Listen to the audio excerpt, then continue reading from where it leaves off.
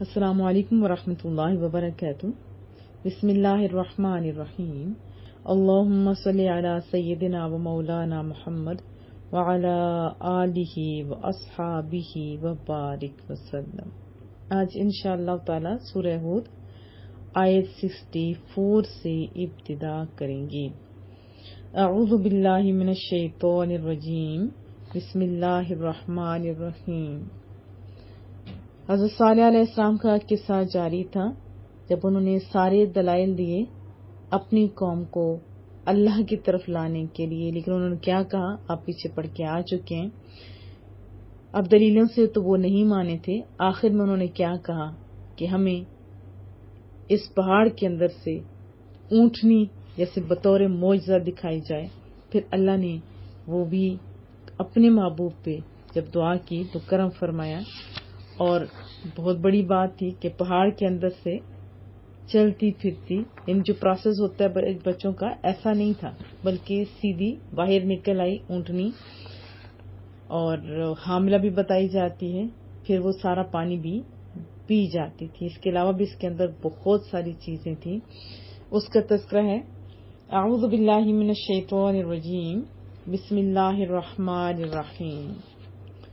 وَيَا قوم، اور اے میری قوم، ہذہ ناقۃ اللہ، ناقہ کہتے ہیں اونٹنی کو، اور یہ بھی کہا کہ اے میری قوم، یہ اللہ کی اونٹنی ہے، لکم تمہارے لیے، آیا نشانی، کیونکہ انہوں نے مانگا تھا نا بطور معجزہ کچھ دکھایا جائے۔ اگر آپ سچے ہیں تو دلیلوں سے نہیں مانے تو پھر حسی جیسے ہوتے ہیں جس کو دیکھا جا سکے حسی طور پر، یہ بھی دلیل آپ کہہ سکتے ہیں، نشانی آپ کہہ سکتے ہیں، اور معجزہ جو خوبصورت نام ہے وہ۔ اے میری قوم، یہ اللہ کی اونٹنی تمہارے لیے بطور نشانی ہے۔ فذروہا، فا پس ذر کہتے ہیں چھوڑ دینے کا، ہاں اس سے چھوڑ دو، تأکلو کھاتی پھرے، فی میں، ارض اللہ اللہ کی زمین میں، بس اسے چھوڑ دو، یعنی پکڑو نہیں، چھوڑ دو تاکہ وہ اللہ کی زمین میں کھاتی پھرے، یعنی آزادی کے ساتھ وہ کھاتی پھرے زمین کے اندر سے۔ ولا تمسوہا، اور مس ہوتا ہے ٹچ کرنا، اور مت اس کو ٹچ کرنا، مت ہاتھ لگانا، بسوء برائی کے ساتھ، یعنی برے ارادے سے اس کی طرف ہاتھ نہیں بڑھانا، اور نہ اسے ہاتھ لگاؤ برائی سے۔ اگر برائی سے لگاؤ گے تو کیا ہوگا، فَيَأْخُذَكُمْ، تو آپ پکڑے گا تمہیں، ورنہ کیا ہوگا، آپ پہنچے گا تمہیں، عذابوں قریب، قریب تو آپ جانتے ہیں بعید کے اپوزٹ ہوتے ہیں، جلد ہی، یعنی بہت جلدی عذاب ورنہ پکڑ لے گا اگر تم نے برے ارادے سے اس اونٹنی کو چھوا، تنگ کیا کچھ۔ لیکن وہ باز آنے والے کہاں تھے، فَعَقَرُوهَا، انہوں نے کونچیں کاٹ ڈالی، پاؤں کا ایک پارٹ ہوتا ہے بیک والا، وہاں سے جیسے ہاتھ کے اندر جو ہماری کلائی ہوتی ہے اس کے قریب بھی ایک ہوتی ہے شریان، جو وینز ہوتی ہے، لوگ اکثر کاٹ کے سوسائڈ وغیرہ کیا کرتے ہیں۔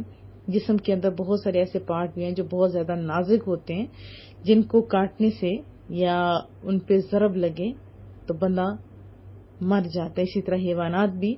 تو انہوں نے کونچے کاٹ ڈالی۔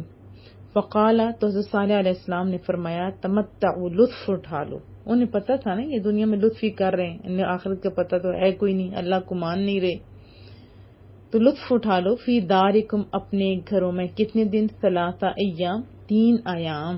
حالانکہ جب انہوں نے یہ سب کچھ کر لیا، چاہیے تو یہ تھا کہ اللہ کی طرف راغب ہو جاتے، لیکن حضرت صالح کو بھی پتا تھا کہ ایسے لوگ تو ہیں کوئی نہیں کہ توبہ استغفار کریں، تو فرمایا اپنے گھروں میں 3 دن تک لطف اندوز ہو جاؤ، یہ لطف اٹھا لو۔ ذالک، یہ وعد، وعدہ ہے، غیر مکذوب، کذب کہتے ہیں جھوٹ کو، غیر مکذوب جسے جھٹلایا نہیں جا سکتا، جو جھوٹا نہیں ہے، یہ اللہ کا وعدہ ہے جسے جھٹلایا نہیں جا سکتا، یعنی 3 دن ہے، اس کے بعد عذاب آ جائے گا۔ فلما، پھر جب جا امرنا، ہمارا امر کہتے حکم کو، نہیں کہتے منع کرنے کو، ہمارا حکم آ گیا، مراد عذاب کا جو حکم تھا کہ 3 دن کے بعد آئے گا، اسی طرح 3 دن کے بعد ہمارا حکم آ گیا، عذاب آ گیا، نجینا، نجات اردو کا لفظ ہے بچانا، ہم نے بچا لیا کس کو؟ صالحہ، حضرت صالح علیہ السلام کو، والذین آمنوا معہ، ماہ کہتے ہیں ساتھ کو، جیسے ہم کہتے ہیں ماہ فیملی، ہمارے گھر میں انویٹیشن آپ کو دے رہے ہیں، آ جائیے گا، تو یہ ماہ ہوتا ہے ساتھ، ہو ان کے ساتھ، ہو کی ضمیر راجع ہو رہی ہے حضرت صالح علیہ السلام کی طرف، برحمت منا، اپنی رحمت سے۔ پھر جب ہمارا حکم آ گیا تو ہم نے حضرت صالح علیہ السلام کو اور جو ان کے ساتھ ایمان لائے تھے، یعنی جو ان کے ساتھی تھے، ایمان والے تھے، ان کو اپنی رحمت سے بچا لیا، دنیا میں بھی بچا لیا، اور ومن خزی، خزی کہتے ہیں رسوائی کو، ذلت کو، یوم اذن، اس خاص دن کا، یعنی اس دنیا سے جانے کے بعد، اور اس دن کی رسوائی سے بھی بچا لیا۔ اللہ ہم سب کو محفوظ رکھے۔ ان ربک، بے شک آپ کا رب، هو القوی العزیز، قوی اردو کا لفظ ہے، طاقتور کو کہا جاتا ہے، عزیز غالب، زبردست، عزت والا بھی عزیز کا معنی ہوتا ہے۔ تیرا رب محبوبہ، جو تیرا رب ہے نا، بڑی قوت والا، بہت عزت والا ہے۔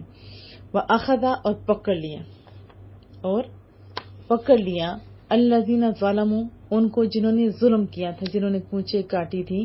یاد رکھیں اس کی کونچی تو ایک شخص نے کاٹی تھی، لیکن بہت سارے لوگوں کی رائے بھی شامل تھی، یا ایسے لوگ تھے کہ جو اس کام کے کرنے پر ناراض نہیں تھے بلکہ کچھ روکا نہیں تھا۔ اب کونچی ایک شخص کاٹتا ہے، بھلے اس کو کسی نے کہا تھا یا جیسے بھی، لیکن بہت سارے لوگ ایسے تھے جنہوں نے روکا بھی تو نہیں تھا۔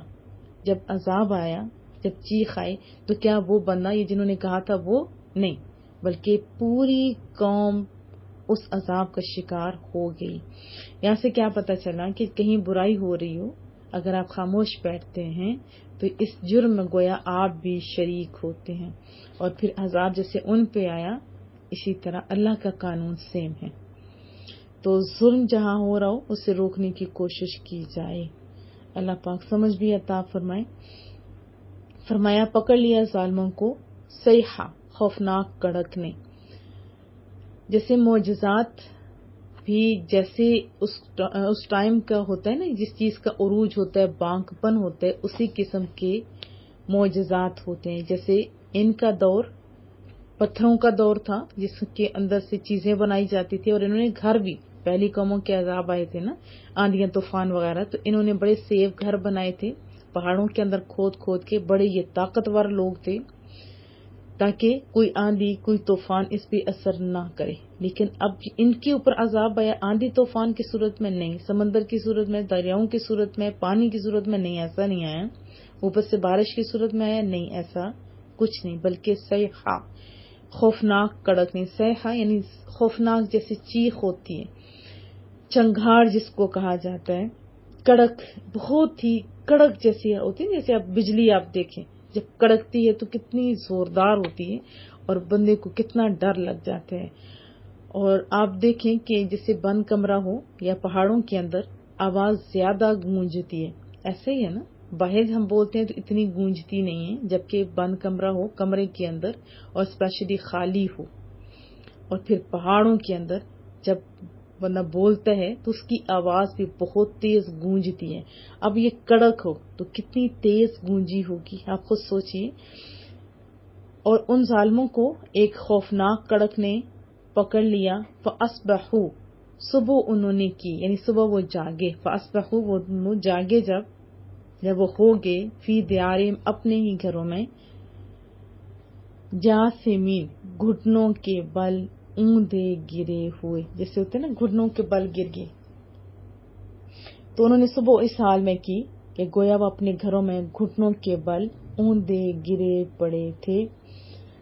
کیسے؟ کأن لم یغنوا فیہا، یغنوا ہوتے غنی ہو جانا، بے پرواہ ہو جانا، یہاں پہ ہے لم یغنوا یعنی وہ آباد ہی نہیں تھے، فیہا اس میں، ان ظالموں کو جنہوں نے نبی کی بات نہیں مانی تھی، باقاعدہ بتایا گیا تھا، ان کے کہنے پہ معجزہ دکھایا اور بتایا کہ اس کو نقصان مت پہنچانا، وہ باز نہیں آئے، تو اللہ نے اتنے مضبوط گھروں میں جو بقول ان کے یا ان کے خیال کے مطابق کہ بڑے سیف ہیں، وہ سمجھتے تھے کہ بڑے سیف ہیں، کوئی چیز اثر نہیں کرے گی، لیکن ایک کڑک کی دیر تھی، وہ ایسے وہاں سے ختم ہوئے، نابود ہوئے، کَأَلَّمْ یَغْنَوْا فِیہا، گویا وہ یہاں کبھی آباد تھے ہی نہیں۔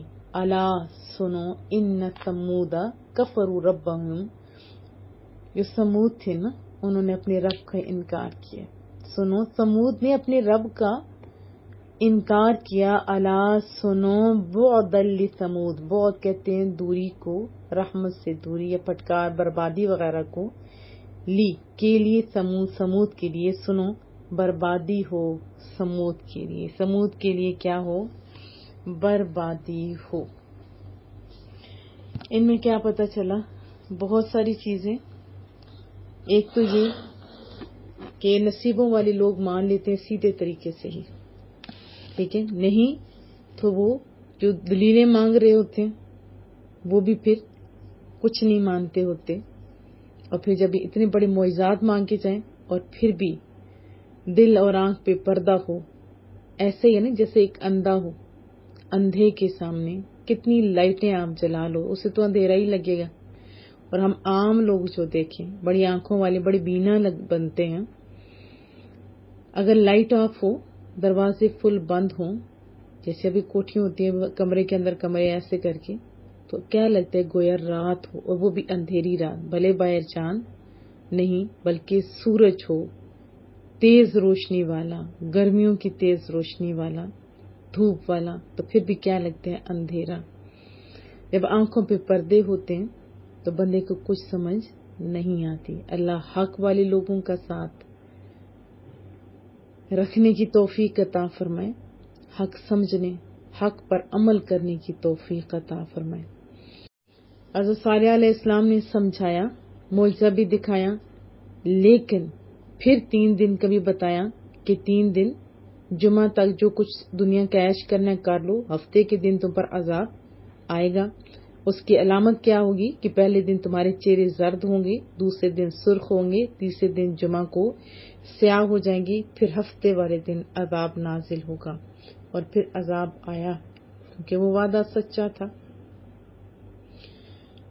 اتنے زیادہ مہلتیں دینے کے باوجود بھی اللہ کی طرف وہ نہ آئے تو کیا اللہ کا نقصان ہوا؟ نبی کا نقصان ہوا؟ نہیں۔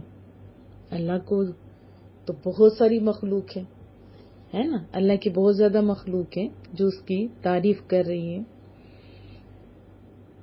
اور نبی نے بھی کتنا ہی کوشش کی، نہیں سمجھے، نہ دلیلوں سے کسی طریقے سے بھی نہیں سمجھے۔ تو یہ آپ دعا کریں کہ مالک ہمیں ایسا اندھا نہ کریں جو حق کو نہ دیکھ سکے، نہ سمجھ سکے، نہ کوشش کرے۔ اللہ پاک ہمیں حق سمجھنے، حق پر عمل کرنے اور حق والے لوگوں کا ساتھ دینے کی توفیق عطا فرمائے۔